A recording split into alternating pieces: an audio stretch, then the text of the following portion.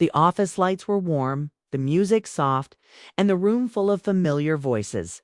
But Daniel felt out of place the moment he stepped inside. Something in the air felt off, like a quiet warning his mind hadn't yet translated. He adjusted his jacket, forced a polite smile, and moved forward, telling himself it was just another work gathering, nothing more. Then he saw them. Mira stood near the far table, holding a drink she barely touched.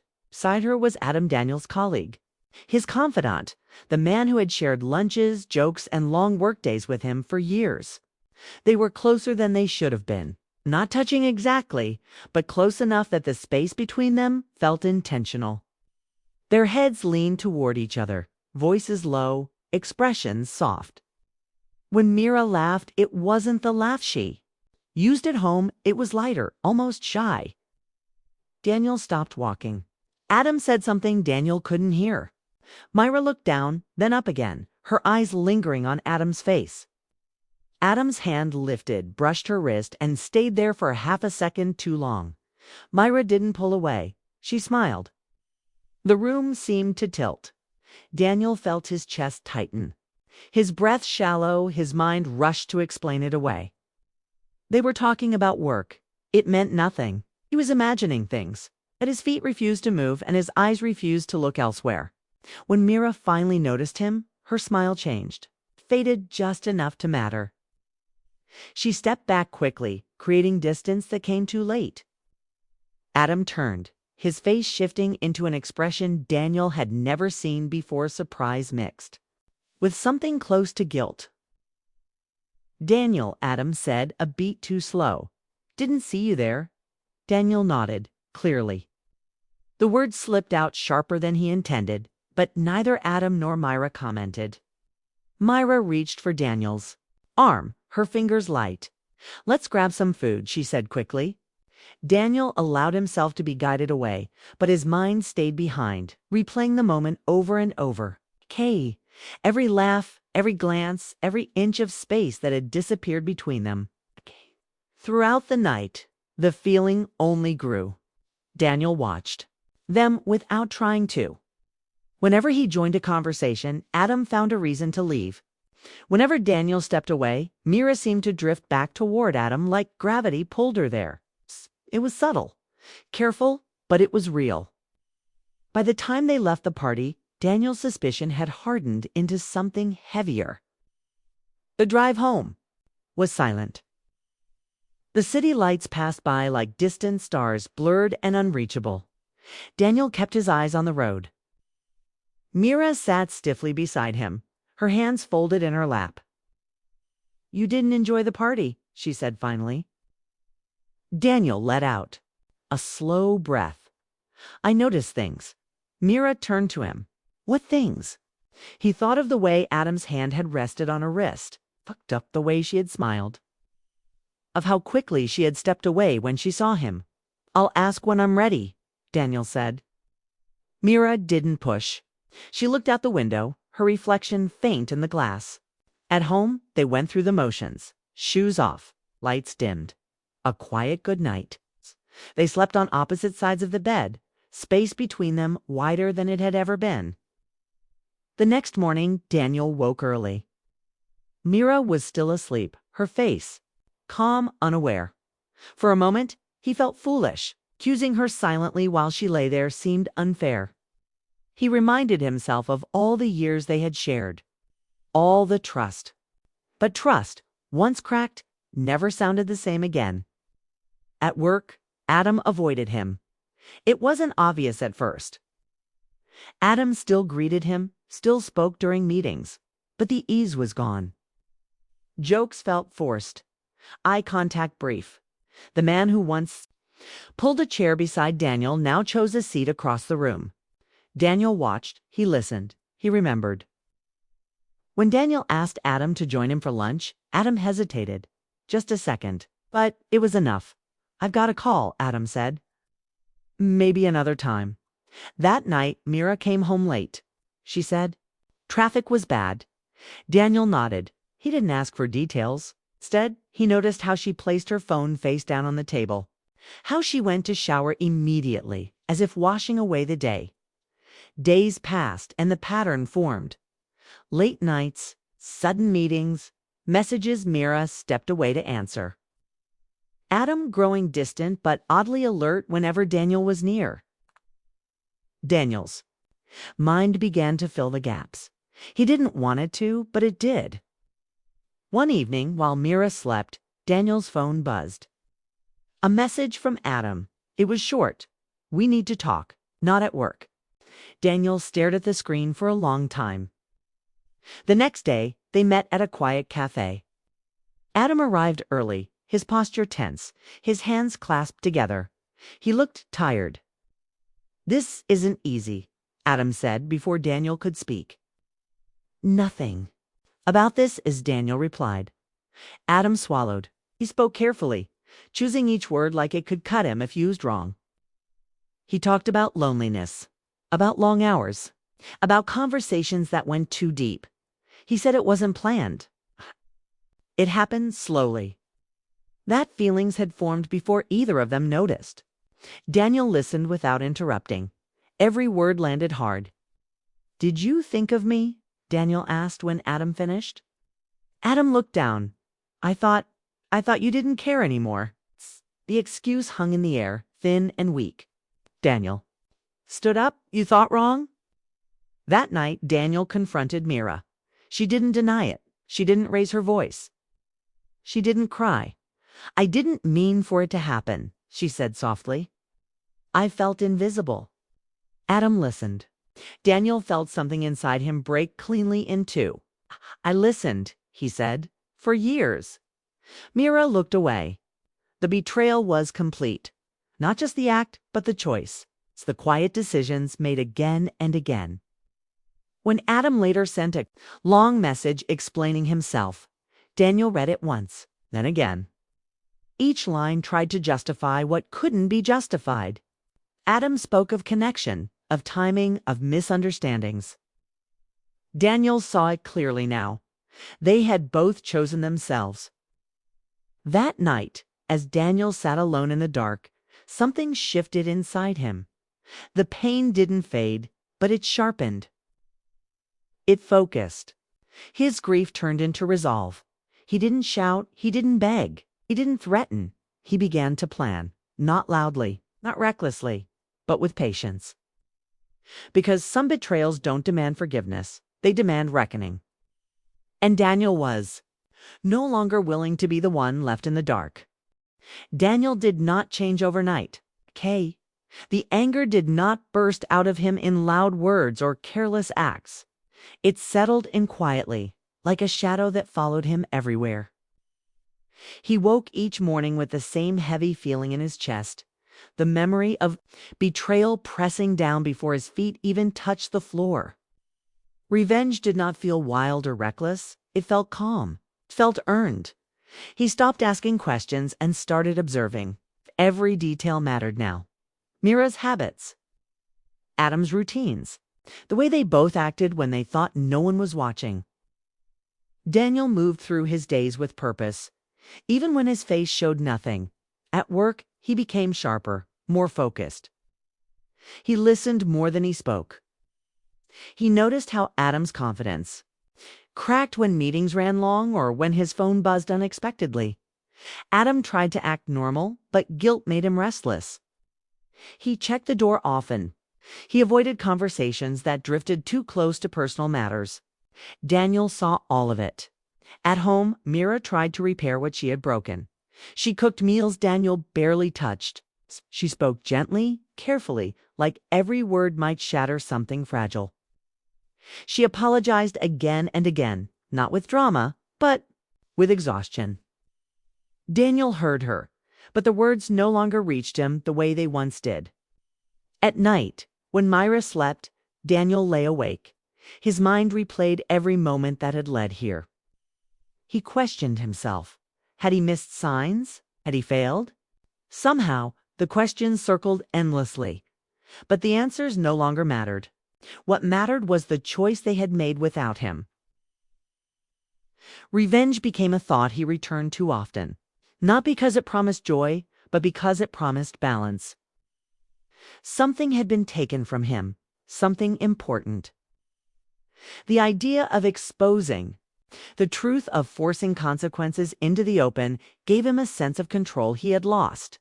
He began gathering proof, started small, messages left open too long, dates that didn't align, excuses that repeated too often.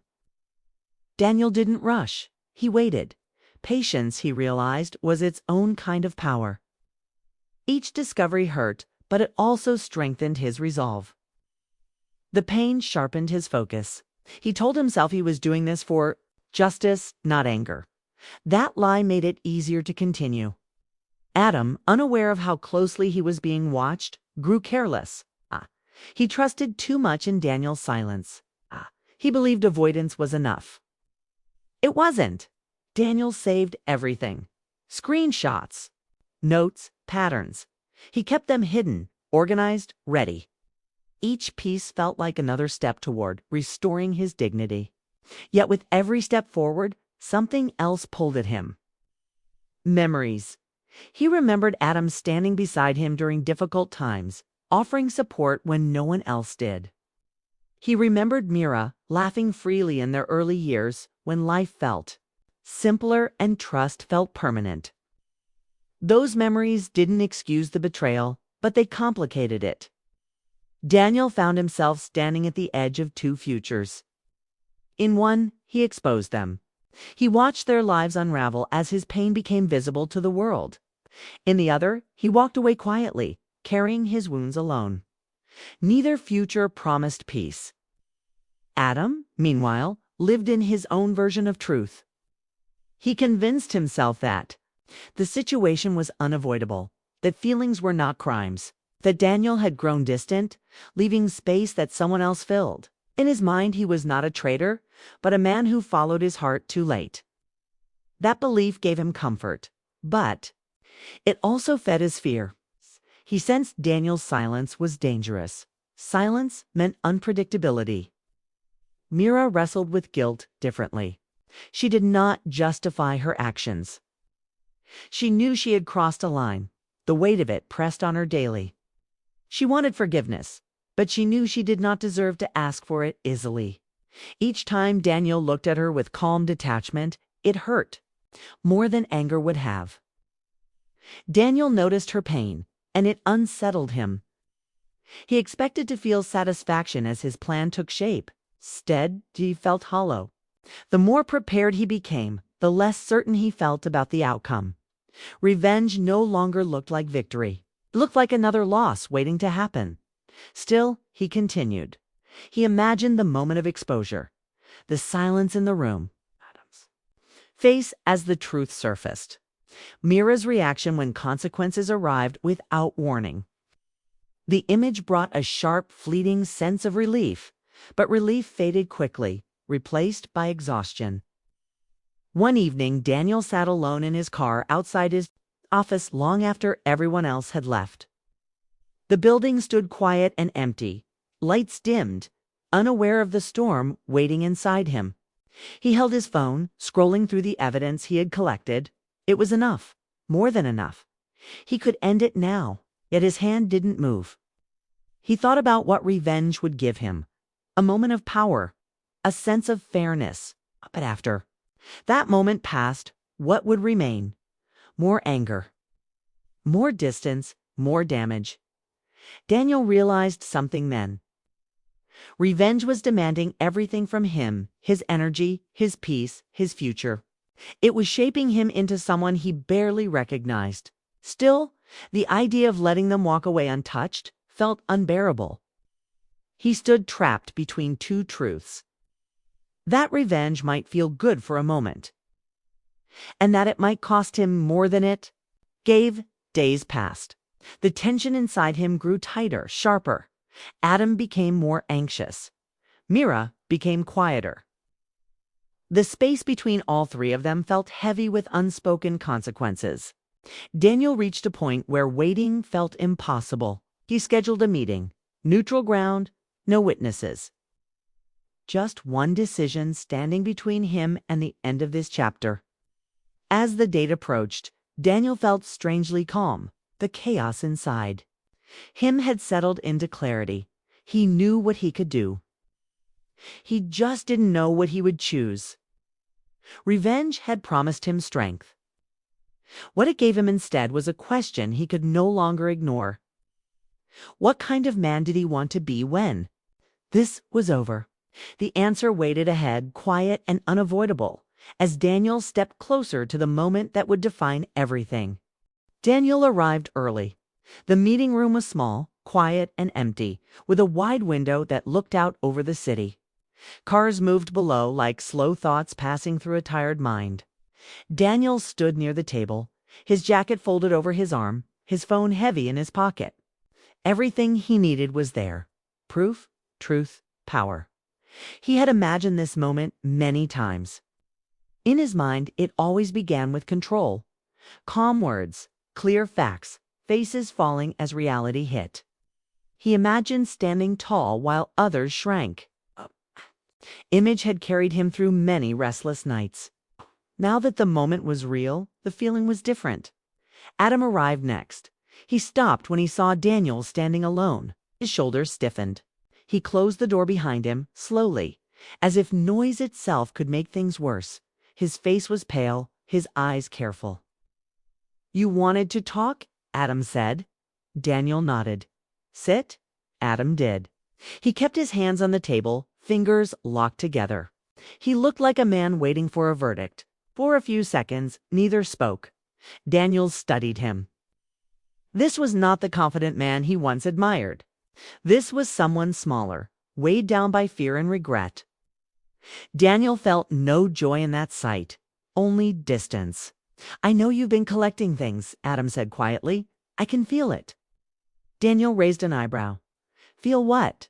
"The silence," Adam replied. "It's louder than shouting." Daniel leaned back in his chair. "You were very quiet, too, once." "When I needed honesty?" Adam flinched. "I never meant for it to go this far," Adam said. "I told myself it would stop, that it wasn't hurting anyone." Daniel let out a slow breath. "You decided who it hurt without asking." Adam nodded. "I know." The room felt tight. Every word carried weight. Adam straightened. "If this is about destroying me, just do it. I deserve whatever comes." Daniel reached into his pocket. Adam's eyes followed the movement. Daniel pulled out his phone, placed it on the table, screen facing down. "This," Daniel said, "is where everything ends or begins." Adam swallowed. "I won't fight it." Daniel didn't respond. He stood, picked up his jacket, and walked toward the window. The city looked unchanged. People lived there, lives without knowing what stood on the edge of happening. "I thought revenge would feel powerful," Daniel said. "I thought it would fix something inside me." Adam stayed silent. "But the closer I got," Daniel continued, "the more I realized I was losing myself." He turned back to face Adam. "You didn't just betray me. You tested me.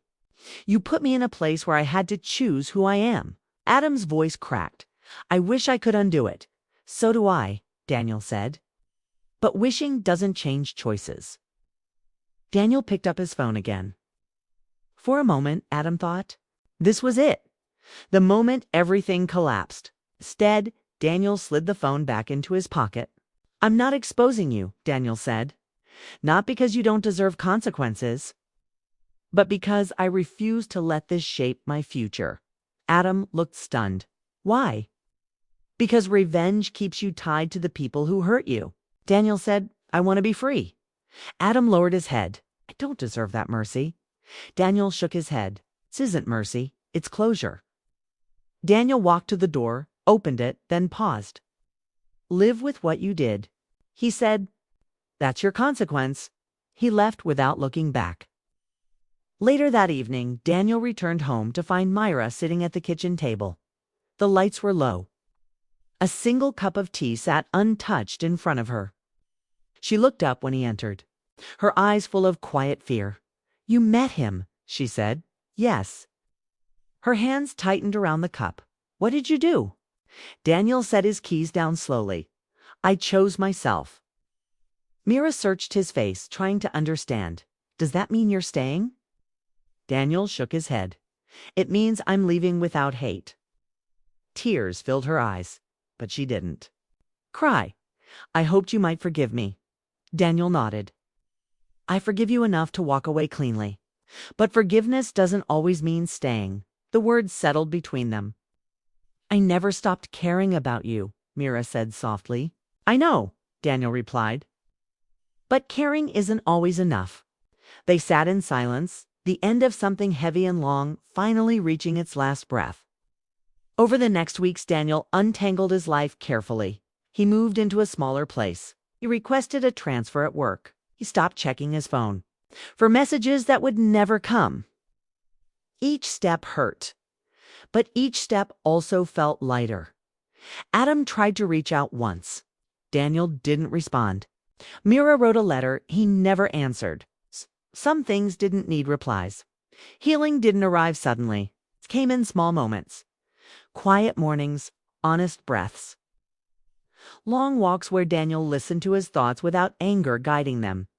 There were days when revenge returned to his mind, sharp and tempting. On those days, Daniel reminded himself of the man he chose to be. Not untouched by pain, but not ruled by it. Months later, Daniel stood again in a crowded room. This time at a different job, a different place. Laughter filled the air. Conversations overlapped. He watched people carefully, not with suspicion, but with understanding. Trust, he knew now, was fragile. But so was hatred. As the evening ended, Daniel stepped outside and felt the cool air on his face. He realized something then. Revenge had promised him satisfaction. What walking away had given him was peace. Not perfect peace, not painless peace, but real peace. And for the first time since the night everything broke, Daniel felt whole again.